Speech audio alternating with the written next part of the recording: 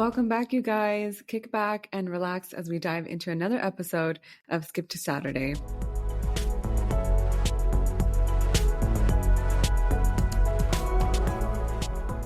Hey, you guys. Happy Thursday. I hope you guys are having a terrific week so far. In today's episode, we're going to be talking about diabetes. It feels like everyone almost knows someone who is affected by diabetes, but how much do we really understand about it beyond the headlines? In today's episode, we're peeling back the layers on this condition, and we're also going to get into the details of Ozempic, a drug that's become a major topic of conversation, not just for diabetes, but in the wider health world. So to guide us through this important conversation, we have Dr. Mangat joining us today. He is a medical director, Aroga Lifestyle Medicine Clinic in Ontario. Born in Tanzania and raised in San Francisco with family roots in India, Dr. Mangat's journey reflects a deep commitment to excellence in medicine. After earning top honors in residency and serving as chief resident at UCSF, he's now an active staff physician at North York General Hospital, a renowned community academic hospital. Dr. Mangat also dedicates his time to teaching as a lecturer at the University of Toronto and a faculty member at TMU School of Medicine. I'm so thrilled to have him share his insights with us. Let's welcome him to the show.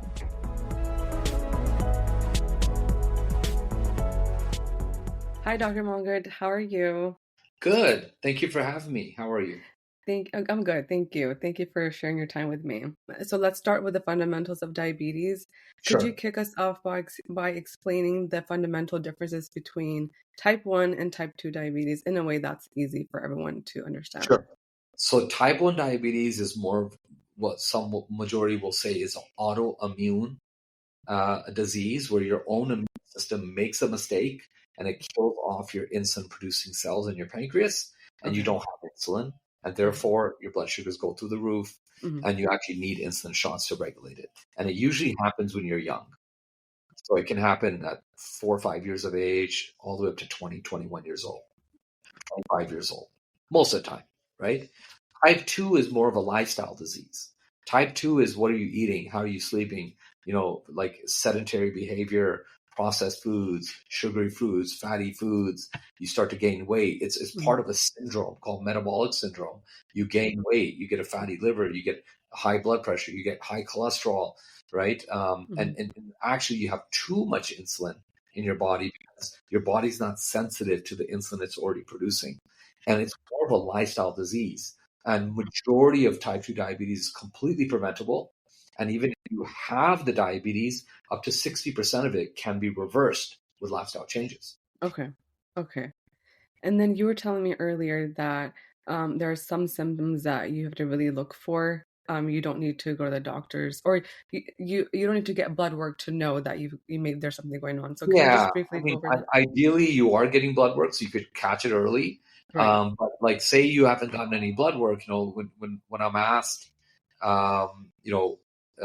what are symptoms of diabetes? Well, one is, a dry mouth and, you're feeling thirsty because your sugars are very high. You're peeing all the time. We call that polyuria. Intractable thirst, like no matter how much water you drink, you keep getting thirsty. You can start losing weight, right? So these are symptoms. In type 2 diabetics, you can get something called xanthocele nigricans, where you get kind of a collar of darker skin underneath your neck.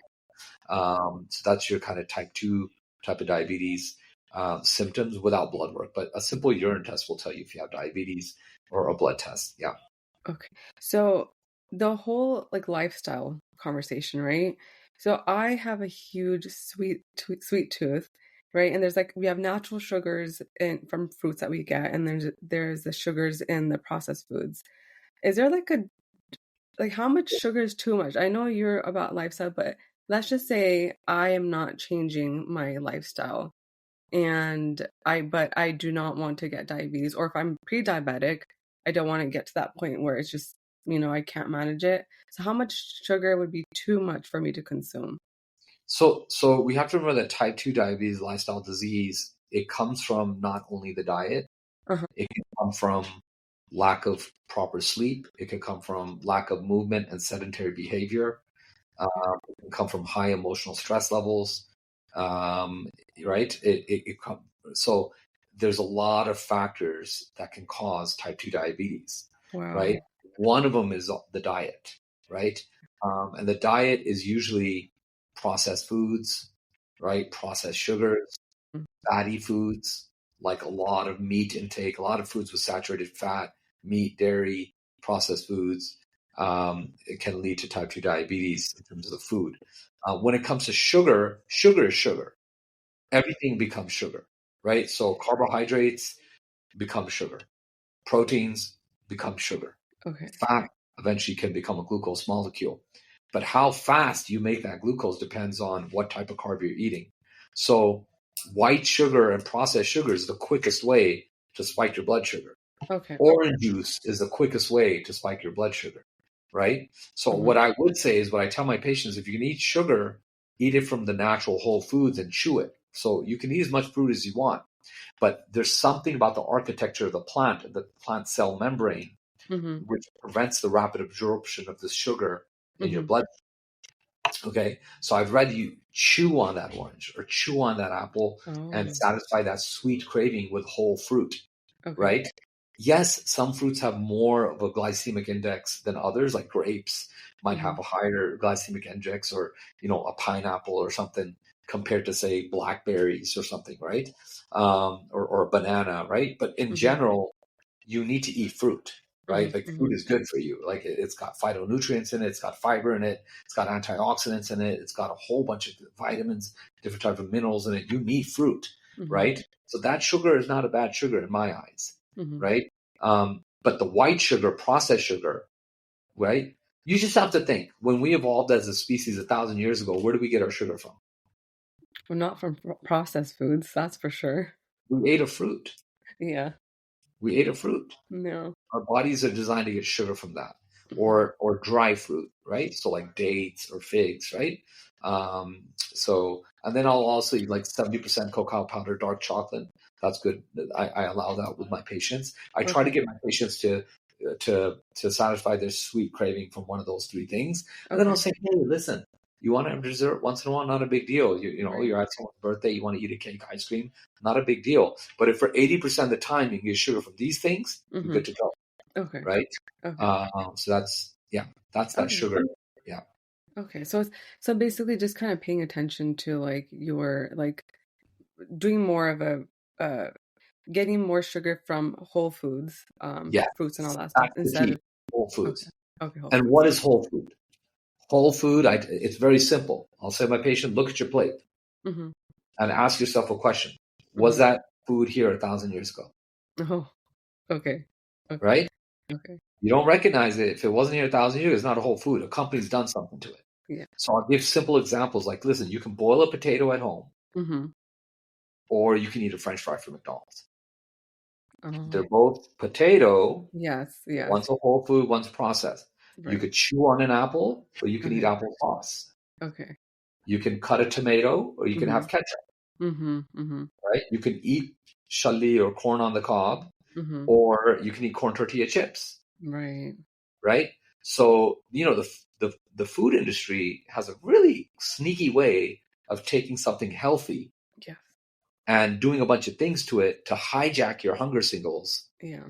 give you a higher dopamine response, empty calories, right? Mm-hmm. And the patient, or us on the other end, um, who buy the food, think that we're eating something healthy. But Yeah. just Yeah. ask yourself a question: is it a whole food? That's how you know if it's a whole food or not. Okay. And then you said that to chew, right? Is there something specific about that? Because Yeah, usually I will blend everything, so I don't know yeah. if that. So there is something about that. Okay. So once again, let's go back 1,000 years. Do we blend? Okay. No, no, we don't. We chewed, right? Right. So there's so the architecture of the plant, Mm-hmm. like say you take an orange, right? When you chew the orange, the cell membrane of the plant is intact. There's an architecture there and the fiber there that will prevent the rapid absorption of the sugar into your bloodstream. Oh, okay. Okay, Okay. but Okay. say you took that same orange and you put it in a blender, you've broken the architecture of the cell membrane. That sugar will enter your bloodstream much faster. You're going to have a higher blood sugar spike, and therefore you're going to have a higher insulin spike, because insulin is supposed to regulate your blood sugar. Insulin causes weight gain. Yeah.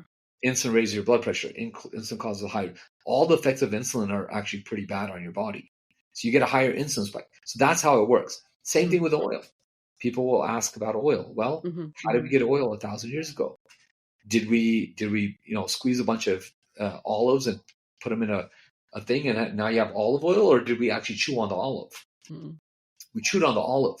Now, some oils are healthier than others, but it's really also the mechanism of transport, right? Because when you're chewing an olive, or you're getting the avocado oil from chewing the avocado, the absorption of the oil into your bloodstream is very slow.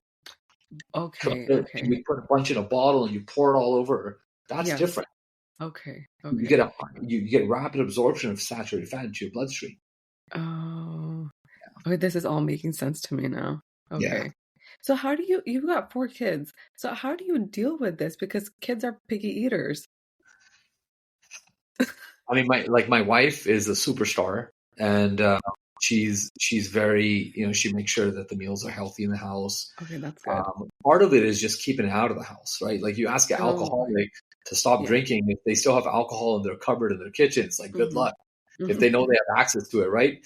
And when you want a snack, and if there's Doritos in the cupboard, you're gonna grab those Doritos versus salted nuts or something, right? Yeah. So part of it is just limiting the access to it.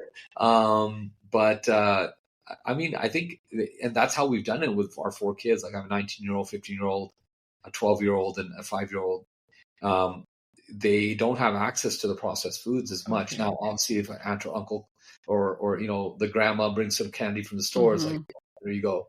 But or when they go to a birthday party or something, so whatever. But for the daily routine, they're getting sugar from cut up mangoes, and like, we've tried to make it that way, and the habits form early, right? Right. Which Yeah. These type of things need to be taught in our public school system. Right. It starts with the parents first, really. Well, it starts with parents first adopting the habits themselves before they teach the kids that. That's true. That's right? very true. Yeah. And your taste buds are they're habitual. So you can detoxify someone from sugar or saturated fat in a matter of a couple of months. Like, your taste buds change, you won't even crave it anymore. Because the whole thing is a dopamine effect. It's dopamine signals, right? It's a reward signal. You get your sugar, boom, dopamine, right? So you can change that dopamine effect by making small changes, but consistently. Okay. Yeah, because my sister has a 2-year-old, and just seeing the journey of trying to get him to eat, it's hard. And I was just thinking about myself, like, when you get older and you're exposed to all of this, right? Sometimes your parents give in, it's just really hard to undo all of that. Yeah. Yeah. Yeah. It's possible, though. We're doing it here in the clinic all the time. What's interesting is also, like, when you talk about 2-year-old, like, the child actually craves what the mother was craving during pregnancy. I read that. Yes. Yeah. Oh. There's some research around that, right? So if the mom was eating really healthy during pregnancy and was eating a lot of, fruits, veggies, high fiber, like that, the child's going to crave. Okay.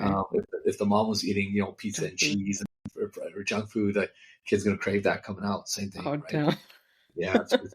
Anyway, so there's dairy also. There's studies about dairy drinking affecting the child. Like, if the mom's drinking dairy and breastfeeding the child, right? A lot of research behind that. Yeah. So would you, with milk, do you substitute cow milk with almond or, Okay. Being Punjabi, we grew up drinking a lot of milk. I used to drink a lot of milk, right? It's a normal staple. Like, culturally, it's, like, you're living in the village and the pind at home, you don't have access to all these foods. You used to get your protein, fat from dairy. You kept a cow in the back. That's what you got it from. Now we're in a society where you click a button and food arrives at your door. Right. We don't need that anymore. Now, remember, we're the only species on this planet that's going to another species and drinking its breast milk. Yeah, that's true. Cow's milk is breast milk from a cow. That milk was designed for that calf and turned into a 2-ton creature within a matter of months. Right. It's a powerful growth formula. Okay. And we just happen to be the only species on this planet that's going to another species drinking its breast milk. You'll never see a pig walk up to a cow. You'll never see another species go up to, hey, give me a breast milk. We're the only ones doing it. Now, that's pretty funny, isn't that? Right? But the number two rule that we're breaking is even a cow, once its calf is grown, will kick the calf away and say, that's enough. You've had enough breast milk. Mm-hmm. But here we are, adults, right? Our long bones have formed, like our height, we've hit our height, our internal organs have formed, everything. We keep drinking this breast milk throughout our whole entire lifespan. So what do you think is going to grow? If your bones have grown, everything's grown, what's going to grow now? Cancer. So we have published literature of high dairy drinking, and especially hormonally sensitive cancers, prostate cancer in men, breast cancer in women, ovarian cancer in women, endometrial cancer. If you have fibroids, take the dairy out of your diet. If you have acne, take the dairy out of your diet. If you have eczema or psoriasis, take the dairy out of your diet. If you have asthma, take the dairy out of your diet. The other thing about the dairy is remember, it's a growth hormone formula. It's got about 25 hormones in it. Wow. It's got estrogen in it. It's got progesterone in it. It's like growth factor, prolactin, all these hormones that you don't need. You don't need these hormones. Why are you drinking hormones? Right. Right? So anyway, it's a lot. I could go on and on about milk. But so what I try to do is tell the patients, do the plant-based milk. The other thing is 1 glass of milk, same amount of saturated fat as if you took a steak and you blended the steak and you took the fat of the steak. 1 glass of milk has the same amount of fat. Wow. Yeah. So, if you switch that to, say, soy milk, now you don't get any saturated fat. Now you don't get any hormones. Okay. You don't get any antibiotics that was given to the cow, right? You don't get, right. So it's much safer. Yeah. Wow. That's a lot. That's a lot. I'm just gonna bombard you with information today. No, that's perfect. That's perfect. That's what I need. Digest it over the next month. I need to change my diet. That's the thing. I need to change my diet. Thinking about the long game, what are the long-term complications associated with uncontrolled diabetes? Boom. So diabetes, if I think about it, what's crazy about this is it's the number one cause of blindness. Blindness? Yes. It affects the retinopathy. It's the first thing that happens is retinopathy. Very tiny blood vessels. They get basically plaque in them, and so your vision loss, right? So it's the number one cause of blindness worldwide. It's the number one cause of foot amputation because your nerves, you stop feeling, your feet stop feeling like the nerve, right? And you'll get an ulcer on your foot. You don't even know you have an ulcer. Then it gets infected. It goes into a bone. Boom, amputation. I see it in the hospital all the time. It's the number one cause of heart attack and stroke. Okay, if you're diabetic, you most likely will have Alzheimer's, right, or some form of dementia later on in life. So it contributes to that. It contributes to kidney failure, right? If you get patients that are on dialysis, if you have 10 patients on dialysis, 8 of them will have either uncontrolled diabetes and high blood pressure. Okay. And the crazy thing is it's completely preventable and reversible. Right. Yeah. Right. So think about the impact it's having even on healthcare costs. How much dialysis costs, how much all these medications cost, an eye surgery for your retinopathy, amputation procedure, surgeries for that, doctor's visits, everything for type 2 diabetes, a condition that's completely preventable through lifestyle. And completely, like 60% of it can be put into remission, even if you have through lifestyle changes. So that question you asked me is a very important question. It causes everything. What do we die of? Right? Dr. Peter Attia, he says 4 horsemen. He says we all die of heart attack, stroke, dementia, or cancer. Those are one of the major, right? And diabetes causes all the above. If you're diabetic, your chance of developing cancer in your life, it increases it by 30-40%. That's insane. Yeah. I didn't know that. Okay, so a common question many people have, especially when first diagnosed, is whether diabetes can be cured without medication. And I feel like I know the answer to this, but I would love for you to answer that. Yeah. So type 1 can't right now. You have to be on insulin. Okay. Although the amount of insulin you use can depend on your lifestyle. Okay. But now newer technologies are coming out, stem cell transplants and things like that, where you could potentially cure it, like with a pancreatic transplant. That's like a major surgery. It's a major procedure, right? Mm-hmm. So for the most part, we'll just for now say that type 1 diabetes is not curable. Okay. Okay. Type 2, once again, up to Lifestyle. 60% of it, if you have it, can Mm-hmm. be put into remission. Now, the sooner you do the lifestyle changes when you develop it, the Mm-hmm. more reversible it is. So for Oh, me, a okay. pre-diabetic is an urgent consult because Right. I can nip it in the bud, right? Mm-hmm. Or if you just developed it, the best time to reverse it is right when you develop it. Like Okay. the reversal rate is even higher. Curability is like way higher than 60% in my Mm-hmm. experience, right? Mm-hmm. If you've had it for like, years and years and years, Mm-hmm. maybe 50, 60% of it can still be reversed. Okay. Yeah. Hmm. Interesting. Okay. So before we move on to Ozempic, what are some of the biggest What's that? misconceptions? Huh? Uh, what's that? Oh, goodness. Okay. So what are the biggest misconceptions people have about diabetes? Um, I know biggest. you know what Ozempic is. Okay, so what's the biggest misconception about diabetes? Yeah. I think probably like that it's all diet related, Oh, okay. Okay. Okay. right? Okay. I was Yeah, thinking more like like I my ate too much sugar, that's why I got diabetes. okay, yes. Oh, right, So, right, and, right. and and ignoring the fact that you've been like your stress levels are high and you're not Mm-hmm. exercising at all, and Mm-hmm. you're smoking, you're drinking, and your emotional stress, like you're not sleeping, you're getting only 4 hours of sleep every night, and feeling tired during the day, like Mm-hmm. all of those can cause diabetes. So Mm. it's not just you ate too much sugar. Right. Okay. Okay. See, I didn't know that. I always thought it's sugar related because that's what Well, I I was mean, taught. type 2 in a way is sugar Yeah. related. When you're eating lots of sugar, like it does contribute, but it's not like Mhm. causal, right? Type 1, there's no relation between sugar and type 1 diabetes at all. Yeah. Okay. All right. So we're gonna talk about Ozempic for a little bit before Remind me I. what that is again? What is What it? was Can that? you remind me? Can you spell that for me? What is that?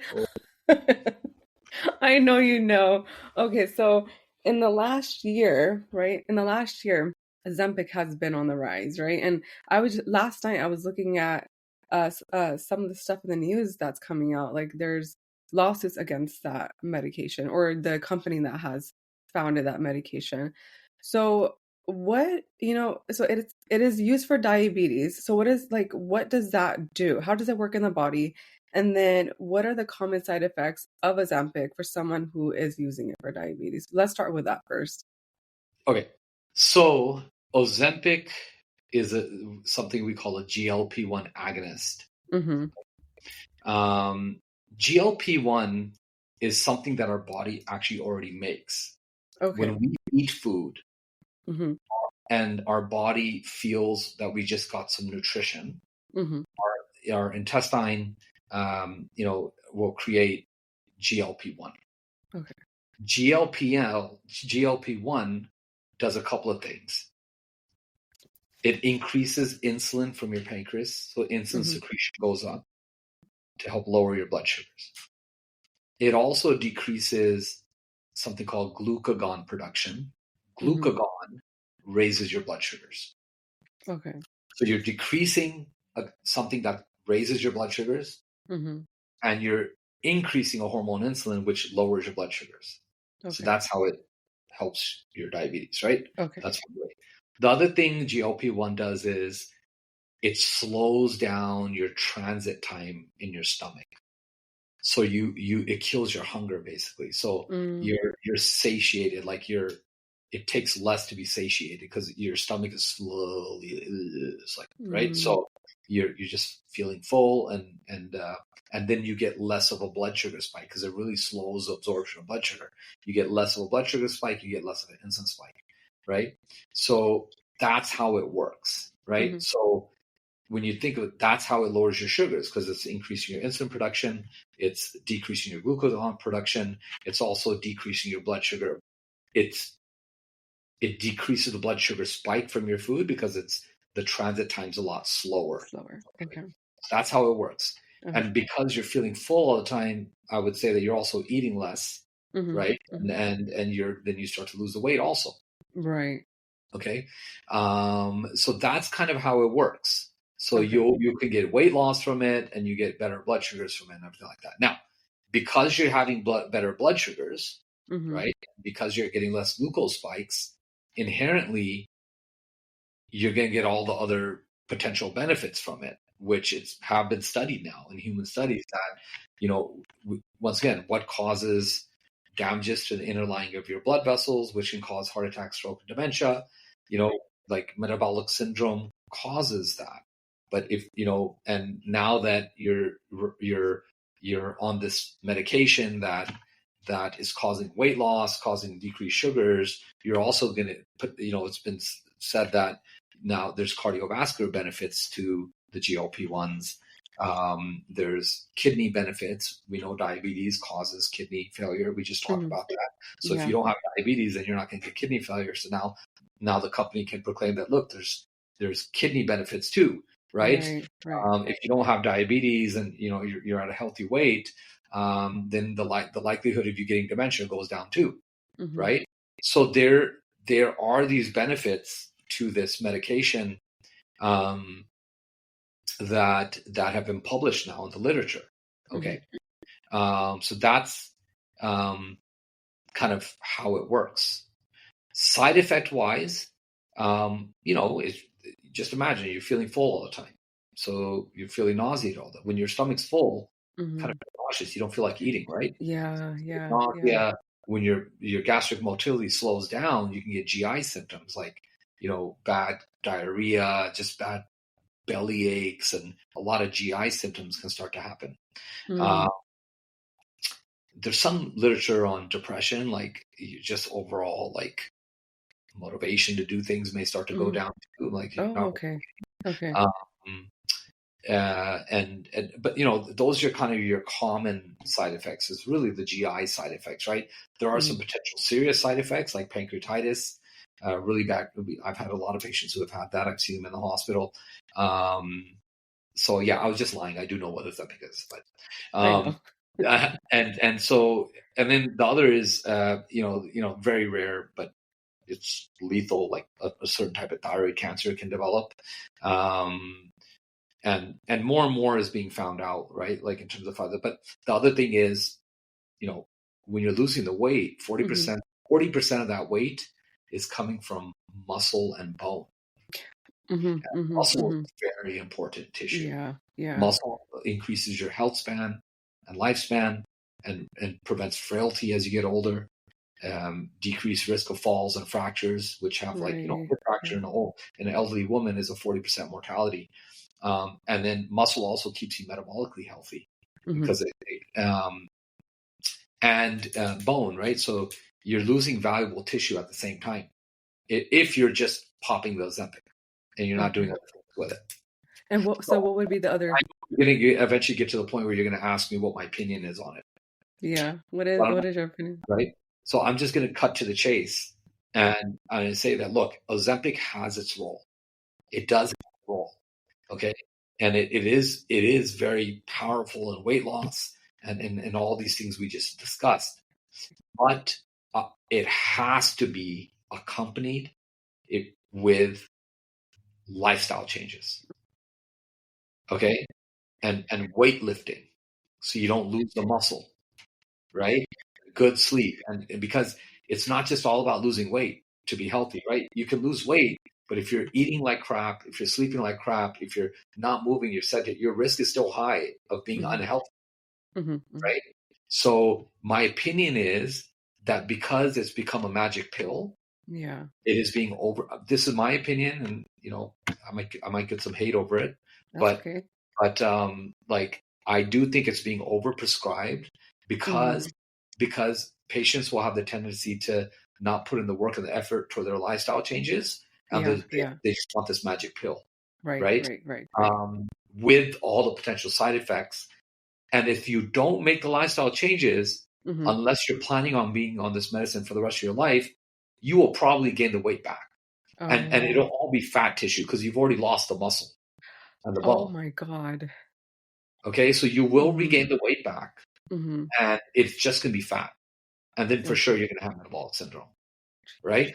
So, and I will tell you that majority of the providers that are giving those Ozempic are Mm-hmm. not doing lifestyle changes with the Right. patient. Yeah. Yeah. They're just Yeah. giving the prescription. Yes. So Yeah. this is where we're getting it wrong, Okay. right? So, so my next question would be like, if someone is using it for weight loss, right? Yeah, Just for weight loss, yeah, you're saying that if that's what they're going to do, they should implement lifestyle changes so that way they're not losing their bone and their muscle mass, yeah. right? They got Okay. to be Okay. weightlifting, and it's Okay. more specific than just lifestyle changes. They got to be weightlifting. Lifting. 2 to Okay. 3 days a week, they got to be doing Mm-hmm. muscle training Oh, wow. because you're going Okay. to lose 40%. It's coming from muscle and bone. I don't think they know that, right? Because I feel No, like the doctor, no. mm, That's what my opinion is. Like we've gone way overboard. It's because like it's. I think it's being inappropriately prescribed now. Like okay. I Okay. will. 90% of my patients are losing the weight, reversing their illness without Ozempic. Oh, I that's probably good. put only a handful of patients on it, and Okay. and and and and I will reserve it for like where like I follow this patient now for a year and a half, 2 years. They've done what they could through their lifestyle, but like they also have just like really bad diabetes, or they're like Mm-hmm. in a wheelchair, they can't do the exercise, or there's socioeconomic like something where it's just hard to saturate the 6 pillars of lifestyle on them, Mm-hmm. and Mm-hmm. time is of a sense. And I was like, man, I just got to put you on Ozempic, Right. Okay. right? But I That will makes tell you sense. that 95% of the providers out there aren't doing that. Yeah. They're using it as almost first line now. Yeah. Yeah. I've seen that. I And feel like a without lot of the people. lifestyle changes, Yeah. without the lifestyle changes. And to me, that's a little bit, yeah. That's insane. And, It's and like, the conversation about how long do you want to stay on it doesn't even happen, oh, right? Like okay. you need to tell the patient, like, listen, fine, you'll lose the weight while you're on it. I get Yeah. it, right? But Uh-huh. are you planning on staying on this for the rest of your life, Mm-hmm. Mm-hmm. right? Mm-hmm. Like, because then you definitely got to, make sure you don't lose the muscle mass or the bone mass. But if you are, and most patients will say, no, I just want to get things started, Yeah. right? Yeah. Yeah. Okay, but you're going to lose 40% muscle and bone while you're getting things started. So you Yeah. better be doing weightlifting, right? Yeah. Because when you come off of it, Uh-huh. if you did not implement the lifestyle changes, that weight's coming back. But Okay. now it's going to come back in the form of fat. That, and that's not, you're not gonna be happy with that. No, no, you're going to Yeah. have muscle fat, and that's worse for disease Oh, wow. to develop, metabolic syndrome like diabetes and fatty liver, all that kind of stuff. I'm not on Ozempic, you guys, just in case you guys are wondering. You're I just not, was really curious about it. What was that? you're not, or you are. No, I'm not. I'm not. Okay, okay. No, Yeah. no. Listen, everyone's wondering about it, right? Because it's all over. Yeah. Companies, they have ads everywhere. Like you're Yeah. watching an NHL playoff game, it's Ozempic all over the place, Mm-hmm. right? It's, the company that made Ozempic made so much money. Woo! Yeah. Oh my God. They made Yeah. some little company in Europe, like just little kind of country, like Ozempic, like raised their gross domestic product GDP by so much. They're laughing in their shares right now, Is there right? a healthier version of Ozempic? No, they're all the same. No? People. They're all the same? Okay. Okay. There is a role though. They're powerful. I don't want to, completely like, Dismiss them? yeah, no, Mm-hmm. they're powerful drugs, and Mm-hmm. there's data that they're beneficial to health, right? Okay.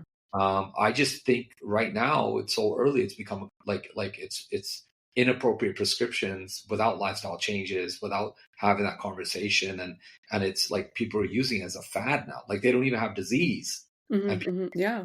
right? It's Yes. more become like a drug to make you look good. Yes. Yeah. Yeah. Yeah. Yeah, Yeah. I think that's you're playing with fire. Yeah. I think you hit the nail on the head on that.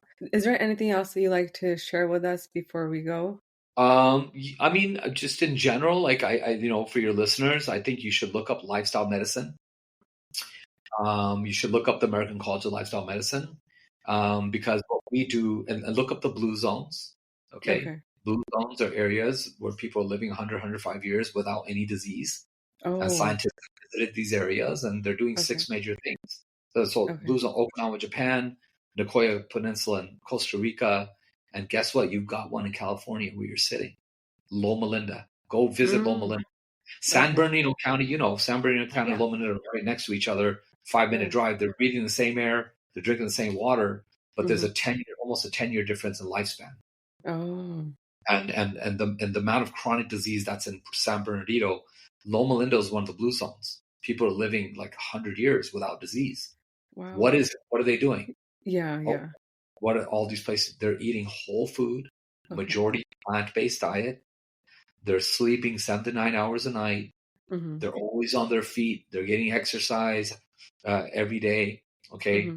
they have the emotional stress levels are really well regulated through Mm-hmm. some form of faith, meditation, yoga. Right? They're not smoking. They're not drinking. They're living really good social lives. They're laughing a lot. And these form the 6 pillars of lifestyle medicine. And when we prescribe these 6 pillars to our patients, their obesity goes away, their cholesterol gets better, they don't suffer heart attacks and strokes, their diabetes goes away. And then doctors like myself can actually take patients off of medications. So lifestyle medicine is the future of medicine. It's not the future. It's here. It's here now. And people need to know about it. And everywhere you can find a lifestyle medicine doctor. California, Dr. Dean Ornish is one of the gurus of lifestyle medicine out of UCSF. He's right there in California. Go visit his clinic, get enrolled if you suffer from any of these conditions, and then you'll be able to treat disease from the root cause rather than putting bandages on it through medications. Thank you. Thank you for that. Yeah. Thank you so much for sharing your time with me, Dr. Mangat. I had such a blast listening to you, and your knowledge it's amazing. Thank you for sharing all of that. Pleasure being here, and it's great you're doing this podcast. Educate everyone. Yeah, thank you. No problem. Don't go anywhere, you guys. I'll be right back.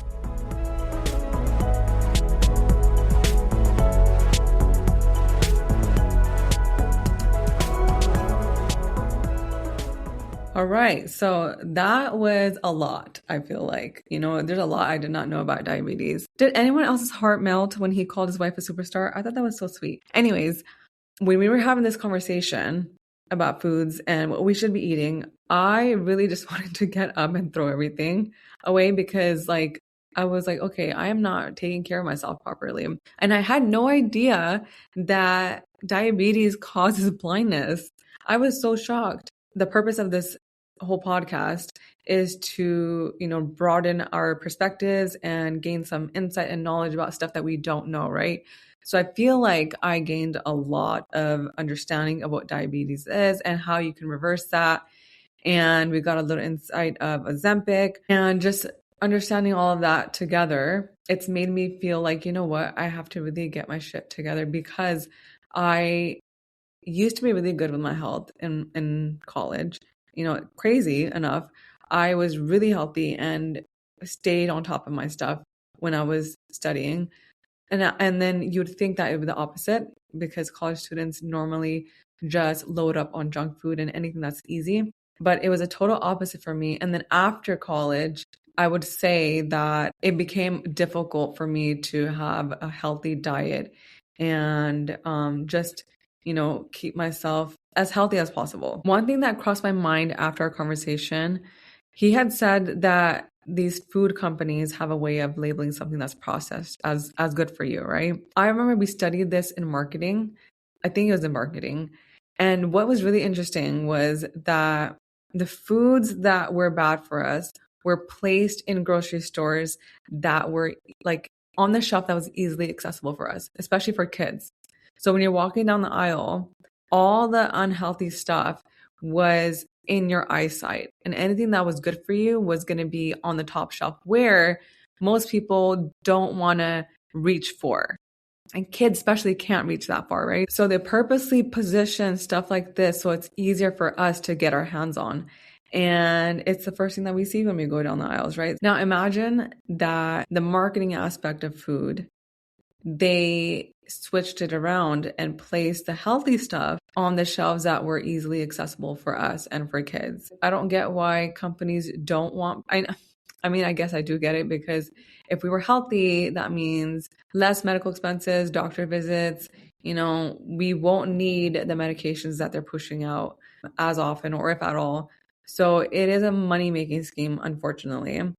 At the end of the day, Our health is in our hands. We have the power to make different choices that are going to impact us in a good way. So we should really be taking care of our bodies now so we don't have to suffer from some illness later down the line. And I know I will be doing that because I don't want to be in a position where I'm like on medication. Because once you start, it's hard to stop. And if something stops working properly or it's not working the way that it's supposed to, it can lead to other things. So, yeah, I just feel like, we should take it seriously. I hope this episode offered a lot of insights into diabetes and that you take your health seriously if you aren't. Make healthier choices, you guys. I know I will be. Health is wealth, right? They don't say that for no reason. If you don't have your health, you really don't have much. That's it for today's episode, you guys. Thank you so much for tuning in. I hope you guys enjoyed it. Share it with someone who might need to hear this conversation. Take care of yourselves, stay healthy and happy, and tune in next week for an all new episode.